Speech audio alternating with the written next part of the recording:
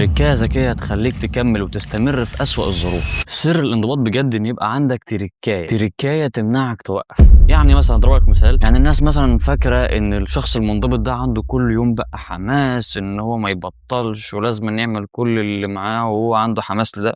مفيش الكلام ده، لكن الحقيقه هو بس عارف بيعمل ايه لما الحماس يختفي. وهديك كذا مثال على ده. مثلا في صناعه المحتوى، بدل ما تكتب سكريبت وبعد كده تصور بعد كده تمنتج بعد كده تنزل، لا انت بتعمل ده كله امبولكس. وهتلاقي معظم صناع المحتوى بيعملوا الحوار ده، اللي هو بيعملوا الفيديو كله مره واحده، بعد كده بيمنتجوه مره واحده، بعد كده بينشروه. مثلا برضه الحوار ده في تمرين، لو انت مثلا صاحي في يوم ما عندكش طاقه ما عندكش خلق تعمل ايه؟ في ناس بتلجأ ان هي تتمرن مجموعه واحده بس من كل شكل المفروض يلعبوه، اهو يكونوا بس عملوا العاده ان هم استمروا بس على ده. الفكره بس انك ما تكسرش السلسله. ومثال برضه في القراءه، انت حاطط لنفسك صفحتين 3 4 في اليوم ما عرفتش تقراهم، ما تسيبش الموضوع، اقرا ان شاء الله لو سطر، ان شاء الله تفتح الكتاب تقرا بس اول كلمه تقفل تاني، ما علينا، المهم انك عملت حاجه. في الرسم برضه، يعني في ناس مش قادره انها تعمل رسمه كامله في قعده واحده، ممكن انك تعمل جزء بجزء، العين النهارده، الوش بكره، مناخير بعده كده، يعني فاهم الدنيا دي اللي هو تجزأ. حاول برضه اي حاجه عندك في الحياه انت عايز تعملها حاول تجزأها كده قطع صغيره بحيث انك تسهلها على نفسك، وده هيساعدك على انك تنضبط عليها. لان اغلب المشكله في حوار الانضباط الكسل. في حاجه كبيره قدامك، هي ولا الراحه؟ طبعا الراحه، علشان هي كبيره ومش هعرف اعملها، لكن لما انت تجزأها لحتت صغيره هتحس ان الموضوع بقى اسهل عليك. فحاول تلاقي التركايه او الجزء اللي انت المفروض تعمله بحيث انك تنضبط عليه لو في يوم مش قادر تعمل. المهم ما تكسرش السلسله. لو مهتم بالمحتوى ده اعمل لي فولو. سلام.